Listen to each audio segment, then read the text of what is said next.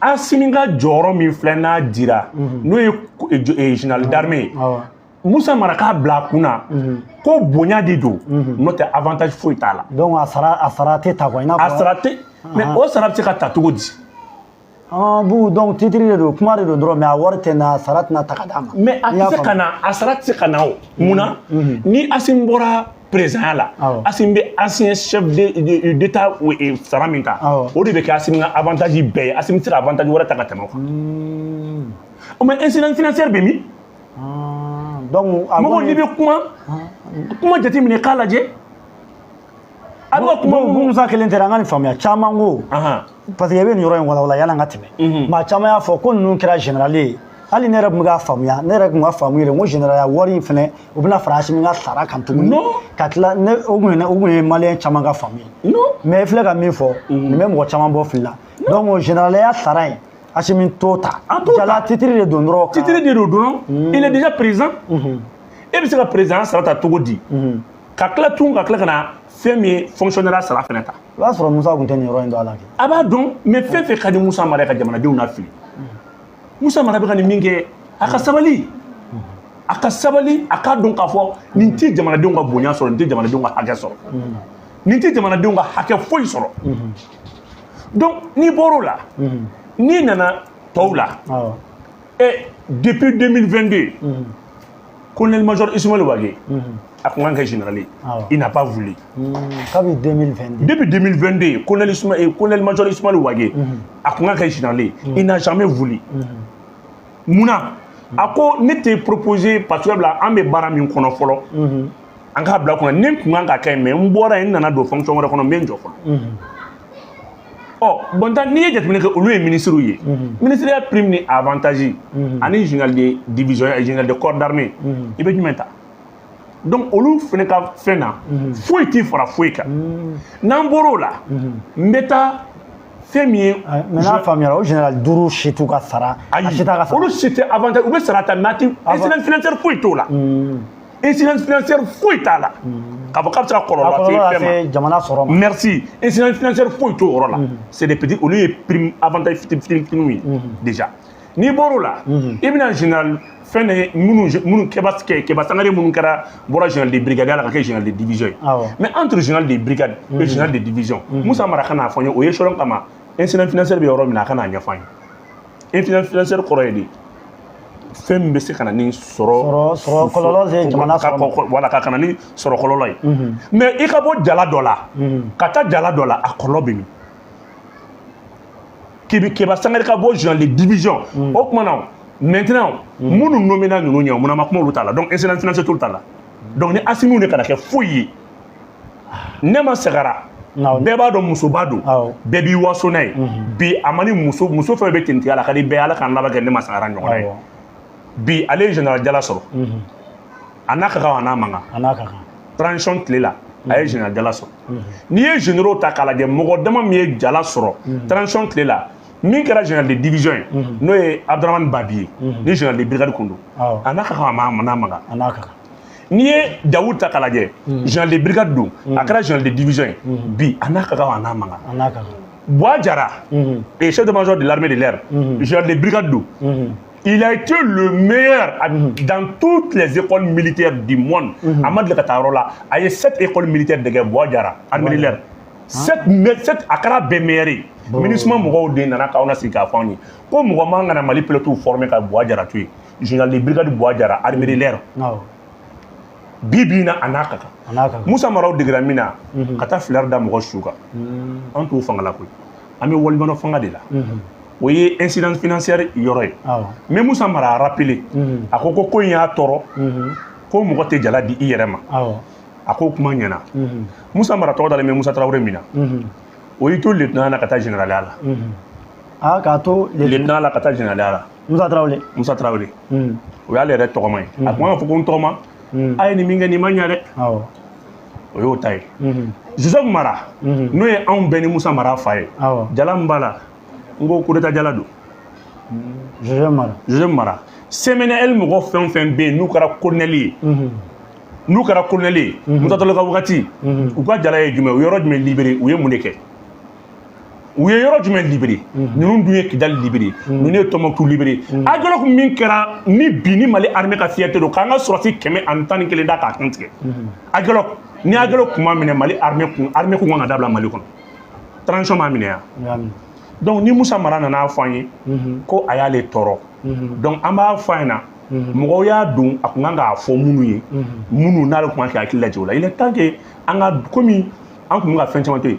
premier ministre kelen min bɛ yen n'a ye kɔlɔlɔ posé Mali kun ni diɲɛ premier ministre bɛɛ Musa Mara de don. E b'o cogo di? N bɛna ɲɛfɔ. A dalilu b'i bolo. N bɛna n'a daluya ye. Anw bɛ kɔlɔlɔ fɛn fɛn kɔnɔ bi Musa Mara ka kɔlɔlɔ don. Cogo di? Musa Mara tagali min kɛ Kidali bi o de y'anw bila bi an bɛ fɛn fɛn na Kidali kɛra yɔrɔba y'an bolo Gao kɛra yɔrɔba y'an bolo Bɛri kɛra yɔrɔba y'an bolo a bil'i kunna Musa Mara ka tagali y'an bila an ye nin position bɛɛ perdu. Cogo di? Musa Mara ka Kidali taga y'anw bila an ye gouverneur kun bɛ Kidali préfet kun bɛ Kidali sous-préfet kun bɛ Kidali ça fait quoi bɛɛ kun b'i place la Musa Mara kelen ka visite y'an bila anw tɛgɛ fila sirila k'a da an kɔ k'an da k'an di négociation ma o cas bɛ ne dɛ Kidali binnen kɔfɛ anw yɔrɔ kɛra mun ye Moritani président nana ka tila ka na IBK k'a fɔ cessez le feu unilatéral Musa Mara ka nana a ka kɛ Ala ni kira kama a ka nana Musa Mara a posé trop de beaucoup de tort à ce pays là Musa Mara ka sabali a ye jamana in degun quoi Musa Mara kelen an b'o kɔlɔlɔ transition yɛrɛ ka bolo ka ban k'an bila ji tɛ yen courant tɛ yen foyi tɛ a bɛɛ Musa Mara ka dégâts réparés maintenant Moritani président nana ka na Kidali clé gouvernorat clé la CEMA a demandé le gouvernorat est le symbole de l'État. Ça te fait suite à la visite du PM au Nord Mali. On a un gouvernorat clé a dit Moritani président a dit ministre a dit Algabas Intalama a dit Sema Mokoma. On est européen d'État Kabo. Musa Mara kelen ka visite kama. Donc Musa Mara ka visite kun ye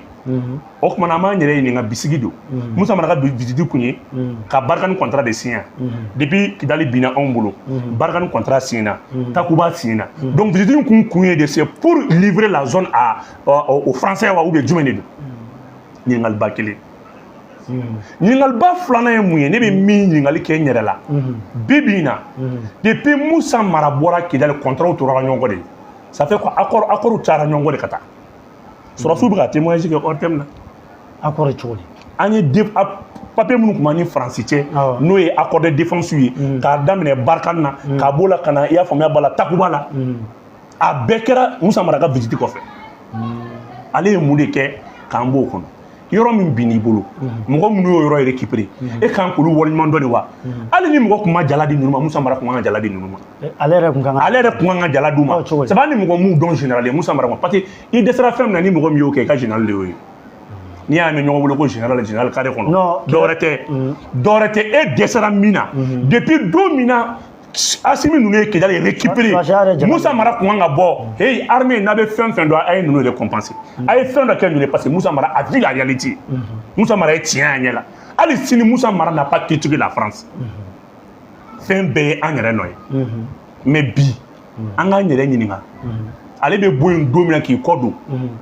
jeliw b'a fɔ ko ka taa sirajɛlen fɛ ka segin ŋaɲa fɛ est ce que i b'a ɲininka k'a ni mɔgɔ minnu taara k'a n'u seginna wa colonel major Sumani Waga an ye taga o jɔlen Kidali ne taara Kidali ne ni armée Mali an taara ka taa su ninnu lajɛ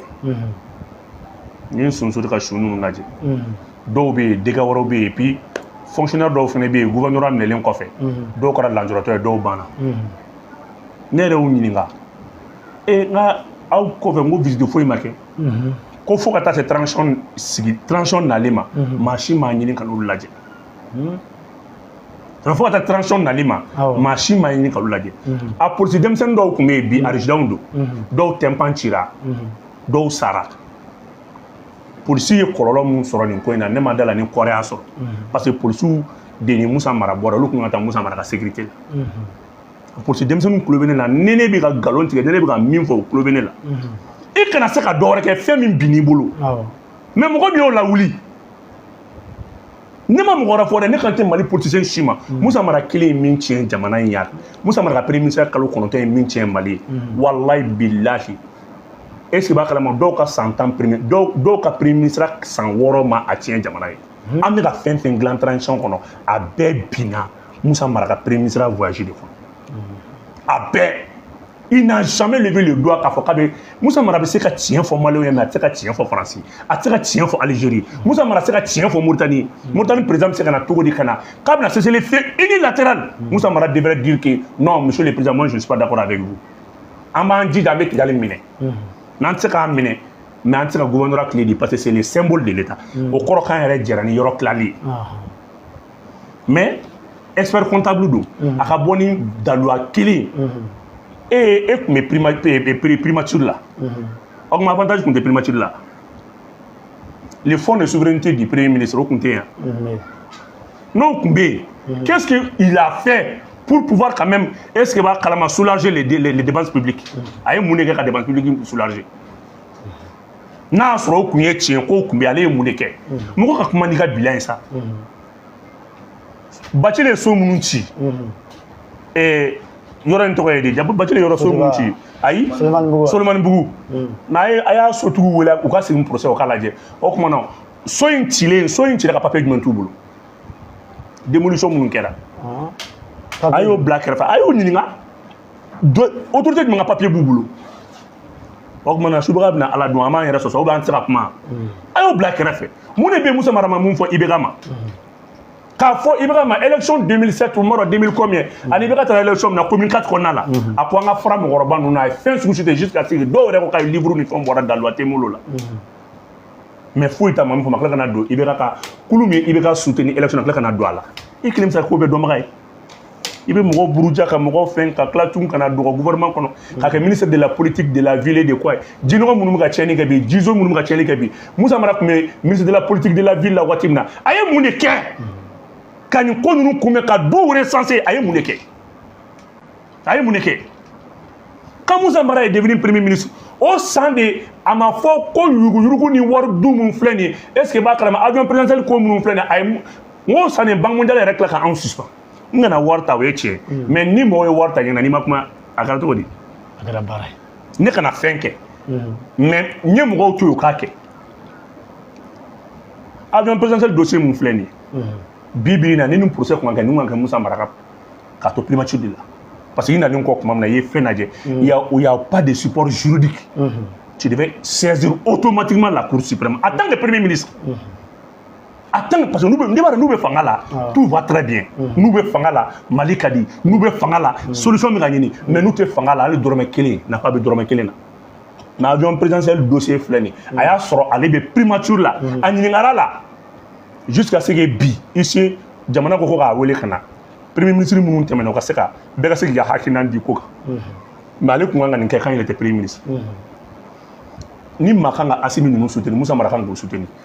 jeunesse tɛ dɛ par exemple Assimi bɛ ka Moussa Mara ye mun lase maliyɛnw ma la gauche ni kumasuli min na san an ma k'an ka jamana fɛn n'i bɛ taa Kidali i bɛ wari de sara politicien minnu bɛ yen u tulo bɛ ne la n'i bɛ taa Kidali i tun bɛ wari de sara campagne kɛlaw tulo bɛ ne la mais bi anw bɛ don i b'a fɔ ko Jimi an ka gouverneur bɛ yen général Gamou a bɛ yen mɔgɔ tɛ se ko Gamou ni général man kan donc bɛɛ ni général ka kan fo colonel Assimi Goïta ni Assimi de ye jala don Mali wari banna ni Assimi ye jala don Mali fantanya nana ni Assimi ye jala don Mali courant tigɛra ni Assimi ye jala don Mali ji banna Assimi ni jala mankan ni Assimi ni jala mankan yɔrɔ min na Moussa Mara fana man ka to Mali kɔnɔ o dugu la parce que Assimi de ye Kidali kɛ depuis Assimi ye Kidali minɛ don min na Moussa Mara devrait quand même garder Assimi depuis o don Assimi ni jɔyɔrɔ dɔ kun ka kan parce que fɛn fɛn kɛra le seul témoin a kɛra mɔgɔ min ɲɛna a kɛra Moussa Mara ye mais justice ka baara kɛ bari sabula ko haute cour de justice nin dossier in conclusion ni fɛn bɛɛ kɛra a ka biti conclusion bɛɛ ala ka hinɛ Sunuli Bube Mayiga la Bube y'a ɲini a rapport n'a conclusion bɛɛ kɛla a dalen filɛ mun o t'a la wuli an ka taa n ka dossier ale parce que a dossier ni ATT ka u kun k'u bɛ haute cour ni ATT contre la a dossier n'o dossier bɛɛ bɛ rapport kelen na ne de bɛ ka kuma ɲɛfɔ u ko u ka ATT ta in bɔ yen u kana ni Moussa Mara ta in Moussa Mara ka visite dossier bannen dalen bɛ ne b'a ɲini colonel Assimi Goïta fɛ an bɛ pétition k'a la jɔn dɔ sera nin ko ninnu tiɲɛ ka dɔn jamana dɔrɔmɛ kelen ka bɔ e bolo ja o Moussa Mara bɛ ka taa wari min fɔ k'o bɛ ka verser ale ye 700 000 francs ye a kan ka di Assimi ninnu de ma o cogo di bɔ normalement munna mais n'i y'a ye bi bi in na fɛn min tiɲɛ n'i bolo o ɲana mɔgɔ min bolo taa wari in d'o ma wari in yɛrɛ man ka bila trésor la wari in kan ka ta k'a tila Assimi de ni ɲɔgɔn cɛ u bɛɛ 20,000 Assimi Modibo Kone ani colonel major Ismaël Ouagé u ka tila safula général Ismaël Ouagé u ka tila ninnu cɛ ani général Ablaye Maïga de netra Kidal an jɔlen bɛ kaburu kunna an jɔlen bɛ wallahi bilahi Musa mais ko k'a tɛ wari fɛ mun na a ka wari kan ka d'olu de ma